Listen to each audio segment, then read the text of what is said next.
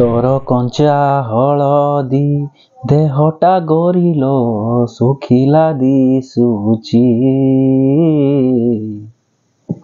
दर्शक बंधु ये गीत जदि आपण मानक भल लगे तो जानिचंती ये गीतर एक्चुअली सॉन्ग जे सिंगर ओडिया सिंगर आउ ये कंपोजर किए ये होचंती ओडिशार घर घर परिचित नाम सुनाम धन्य कंठशिल्पी श्री अभिजीत मजुमदार।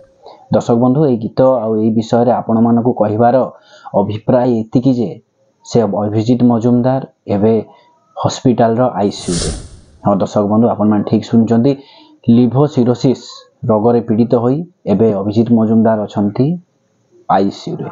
आउ ओडिशा रो प्रत्येक लोक समस्त को अनुरोध करी जहाँ पाक भिडियोटी पहुँची पार्ची आपण माने तांकर आशु कामना रो निश्चित भाव में तांकर आरोग्यर कामना करंतु।